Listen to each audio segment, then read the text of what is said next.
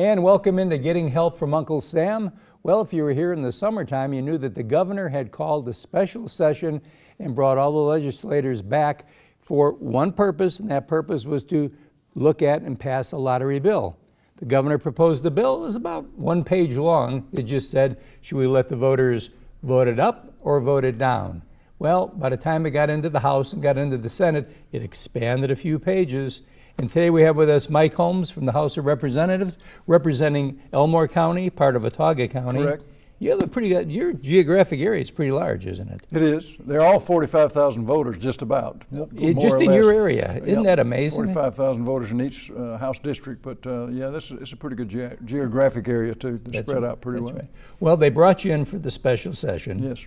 And obviously it was to really look at letting the people of the state of Alabama either say, yes, we'd like to see a lottery, or no, let's not have a lottery. But then, of course, it can't stand by itself, can it?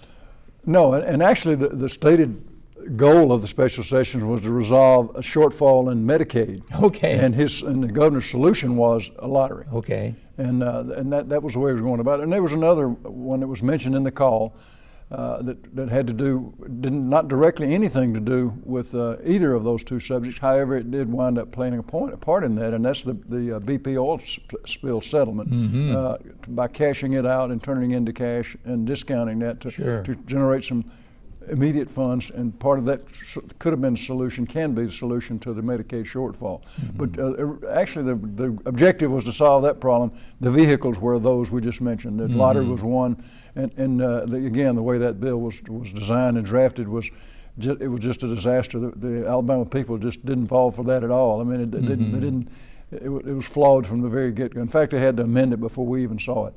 That's something. The first draft was so flawed with mistakes and duplications of clauses and just a lot of problems. So they had to come with a substitute bill on Monday morning before we saw it even.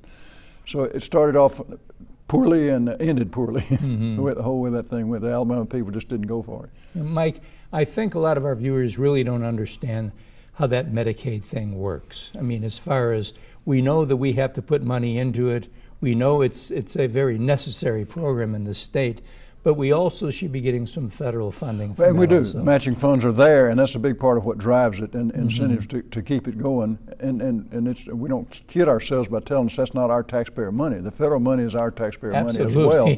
But our job and our design is to balance our local budgets, and we have to do that. But we have to provide that money, the seed money, to get the federal matching money to come in and pay. Actually, the bulk of it, over half of the money actually comes from the feds. Our portion of it this last year we budgeted just under $900 million. The feds portion is about 5 times that. Isn't that amazing? But you have to spend ours first before you can. So there's a commitment. We have skin in the game, and and for us, a state our size, it's a lot of skin in the game. That's it. But you know, when you're talking about balancing the budget, which is very important, normally expenses and revenue, the two of them have to kind of come together, and it seems like we've always had a revenue shortfall to expenses. Well, it's particularly been true on the general fund side. We're one of only 3 states that have separate budgets for our education trust fund and for our general fund budget. To me, that's one of our solutions. Let's do what everybody else has done long ago and combine those two and let your elected officials do their job and allocate the money the way it needs to be allocated. Trust them. If they don't perform, you replace them. Fire them. That's what elections are for. Yep. So I think that's one thing we can do. But right now, the way we're set up, the revenue streams are all earmarked. 90% of our revenues are earmarked. From the general fund. General fund and the education trust fund. Yeah. However, the education trust fund has all of the revenue sources that have any means of growing. They grow exponentially with either inflation or with economic growth. The general fund has no growth revenues, and that's because of most of those taxes, and that's the ones that are earmarked for general fund are driven by some sort of units, gallons or pounds or whatever, instead of dollars and a percent of that. The way the education trust, most of their revenue stream is driven by some sort of percentages. So as those sales grow on that side, then the revenues grow. And in fact, this last year, we had over 6% growth in the education trust fund. We barely had 0.2% growth in the general fund side of revenue stream.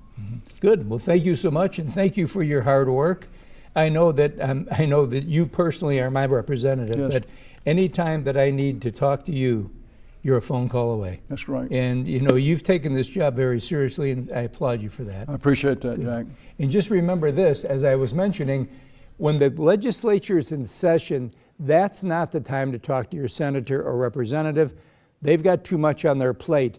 When the session is not in session, that's the time to visit with them, let them know your concerns. They are there to represent you, so they're going to be doing your will in any laws that are passed. And we'll be right back right after this.